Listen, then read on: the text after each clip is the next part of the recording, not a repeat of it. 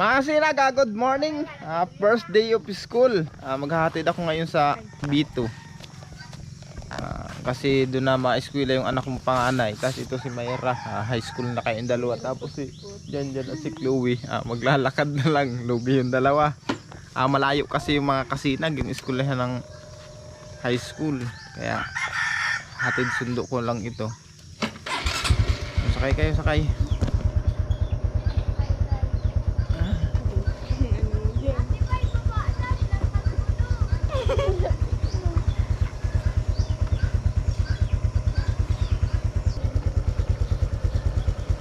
Punta kami.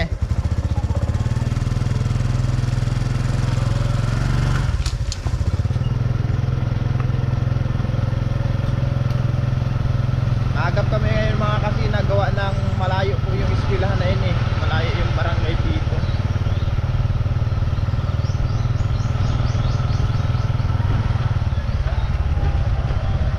Pagbalik ko na lang, saka ako mag-aasikaso ng mga alaga natin.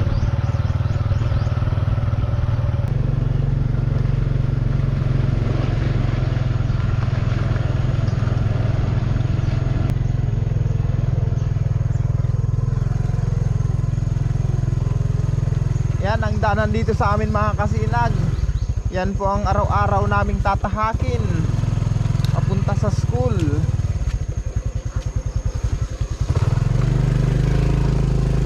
Laho. Gawa ng putik. Yan. Palabas pa lang ito mga kasinag sa aming sityo. Papunta pa lang kami sa aming barangay. Sa mismong barangay namin, Barangay Bubuan. Dito kasi sa amin walang maayos sa daanan. Ito lang talagang yung dadaanan. Doon sa kabila may daanan din. Kaso ganito rin po. Papunta sa doon sa kabilang sitio.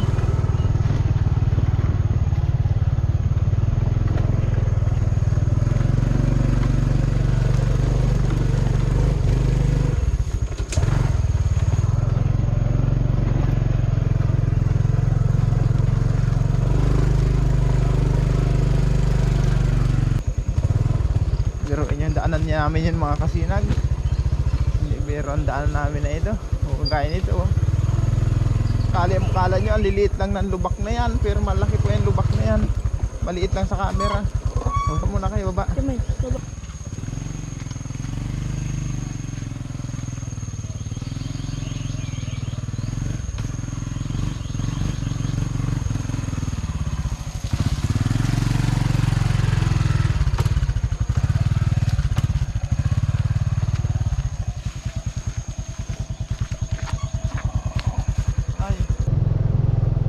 Sikat ng araw. Ang ganda pa yung dagat natin ngayon mga kasinag, oh. Kalmadang dagat.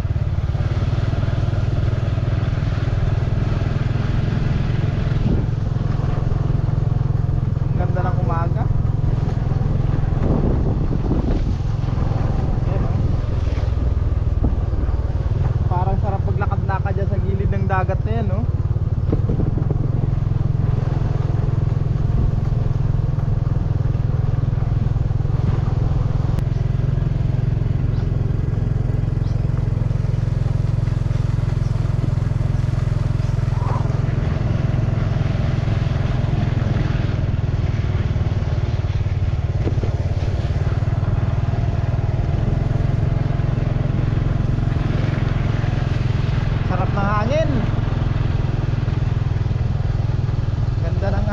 Sikat ng araw. Yan tinatawag na sinag ng silangan.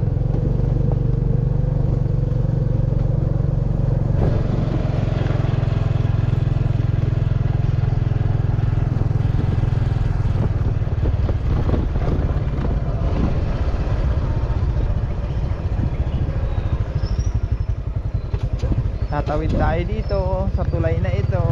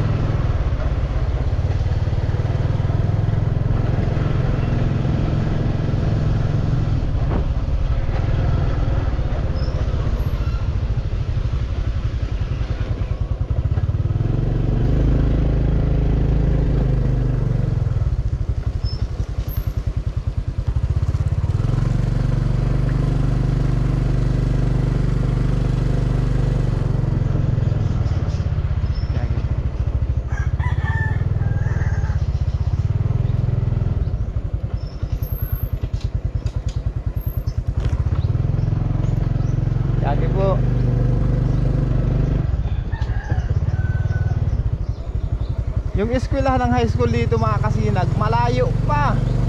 Siguro ano, itong barangay papunta dun sa sitio namin, siguro mga 3 balik.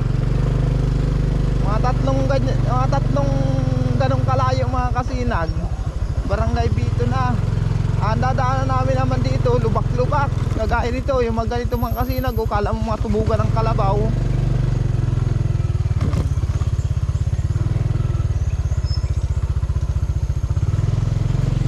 May kalabaw ng asagihan, no. Papatubugan na.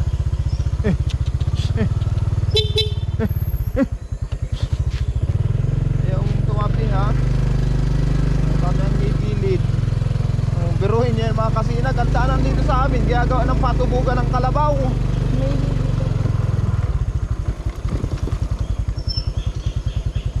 Wala na. Hindi pa natin alam mga kasinag kung kailan mauumpisan ng kalsada na to.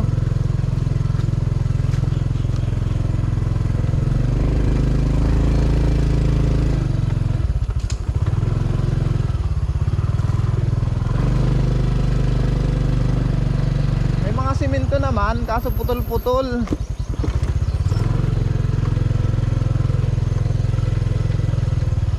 Araw-araw na sakripisyo itong mga kasinag ang paghatid sundo sa chikiting ko.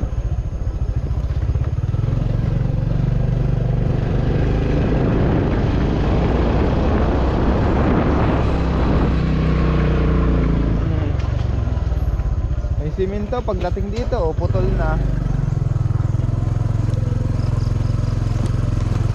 Sa ngayon mga kasinag, maganda pa ang ano dito, danan. Pero pag nagtag-ulan na, nako, matindi ang putik dito. Talagang putikan talaga.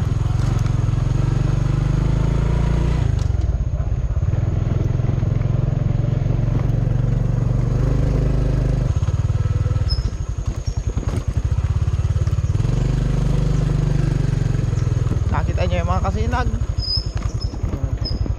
yan po ang daanan dito sa amin. Napakatindi ng lubak. Mahaba-habang lubak ito. Ngalay na ang kamay ko, naging imay na. Pero may tubugan na naman ang kalabaw.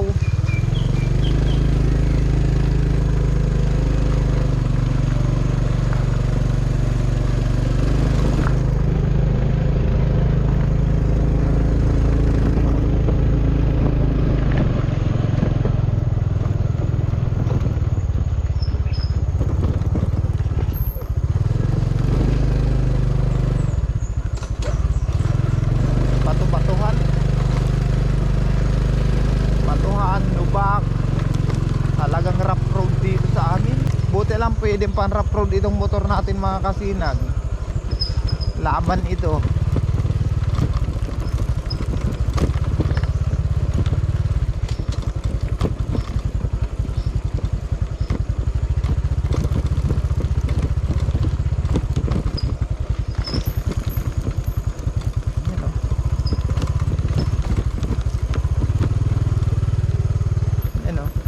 Biruin nyo yan, lubak-lubak na yan.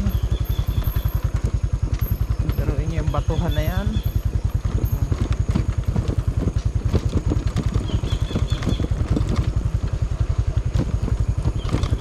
Para kang nasa dagat eh, maalon. Ito, simentado naman ito mga kasinag.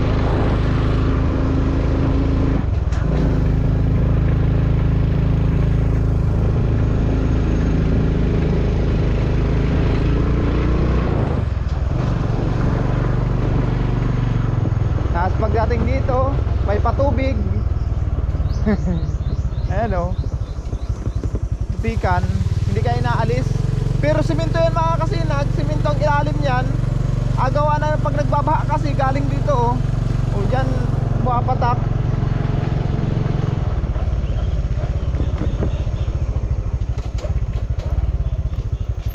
Dito tayo dadaan.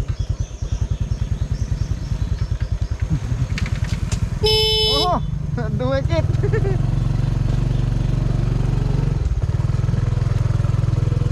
dumikit sa bag. Nagbubusina tayo ng ano walang bubusinahan. Biruin niya mga kasinag oh. Oo. Ang lubak-lubak na yan. O kaya tayo dito lang tayo sa gilid dadaan para hindi ganong malubak.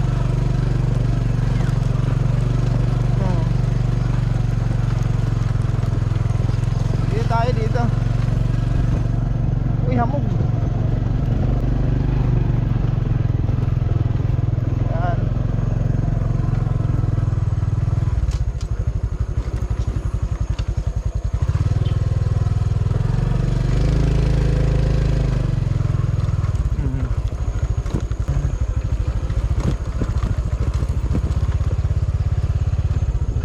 Di biro ang putikan.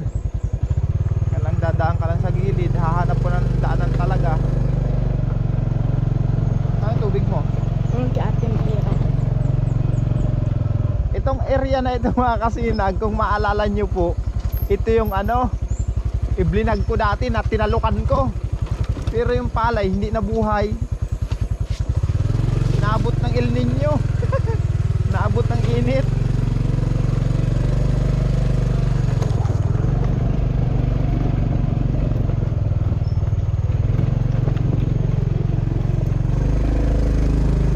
Yan. Ang ngalay sa kamay. Ngalay na yung kamay ko mga kasinag, nangingimay. Oh, pero yung hamog yan oh, basa sa damit ko. Simentado na dito mga kasinag. Natapos na natin ang pagsubok na lubak-lubak. Nandito na tayo sa lugar na simentado. Diretso na ito hanggang school. Simentado na po ito. Ayan, makikita nyo naman oh. Relax na tayo mga kasinag. Andito na tayo sa Magandang Daan.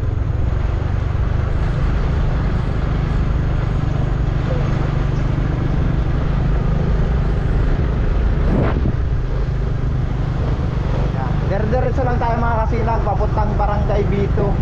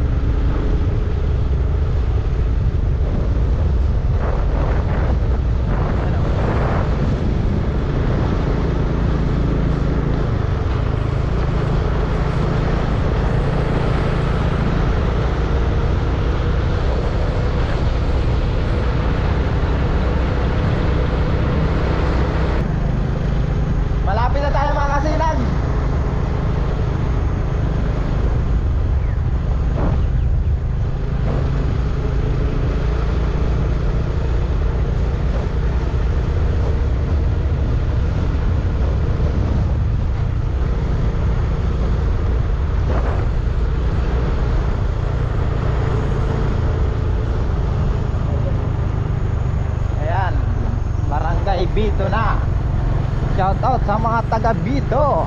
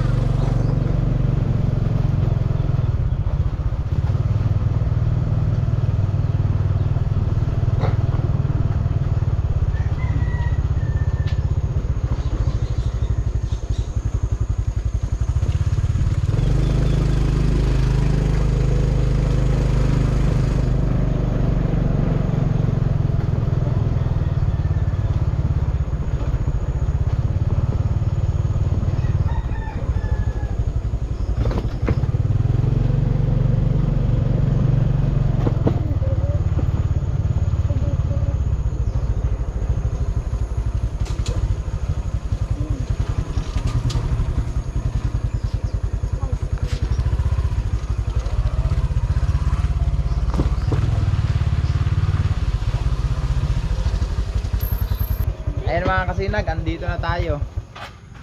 Andito na tayo sa school nila. Sila lang dalawang pinakang nauuna. Yung iba yata naliligo pa. Oh, sila. Ate Kat, ano dito na asikaso. Dito ang school nila, oh. Yan, oh. Yan. Dito ang room nila. Oh, sarado pa. Oh, mag-aantay na lang kay Nak dito. Ito ang eskwelahan ng B2 National High School. Dito ang room ng mga first year. Tapos may eskwelahan pa dun sa taas dun mga kasinag. May school pa dun. Ayun na yung dalawa. Mag-asikaso nga yung dalawang ito. Yun eh, ano ano? Pimple? Hmm? Sing.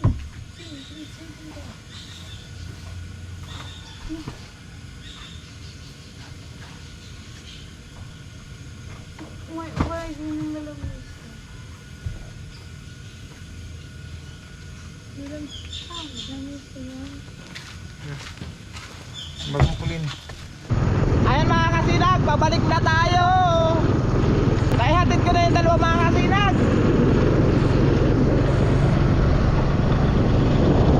Ang sarap ng hangin.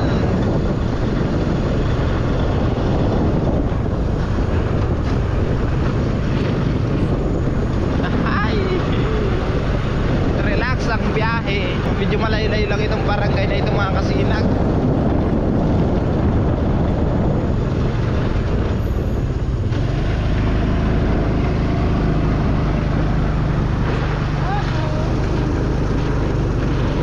Paghatid sundo doon sa panganay kong anak, ito ang araw-araw kong tatahakin. Itong araw-araw na pagsubok sa akin ang hatid sundo. Kasi wala naman tayong bahay dyan mga kasinag sa barangay Bito. Pero try natin sa mga susunod kung makakuha tayo ng pwedeng upahan dyan. Uupa tayo. Hindi pa naman kasi pwedeng magsulo yung anak kong ano na yun, babae. Wala sa kanilang mag-aasikaso. Napakahirap pati pagsuluhin ng mga ganong edad, lalo na walang kasabang matanda. Mabuti kung yung dalawa kong anak sana, na si Janjan at si Chloe, kung dyan na rin nag-eskwela, okay sana. Pwede na samahan ni Mrs. Dyan na lahat sila, kahit mag-upa na lang ng bahay. Kaso mga kasinag, tawag nito, hindi pa kasi, elementary pa lang kasi yung dalawa. Si Colin pa lang ang magha-high school. Ayun mga kasinag, update ko lang kayo pagdating sa bahay ha. At magdra-drive muna ako pauwi.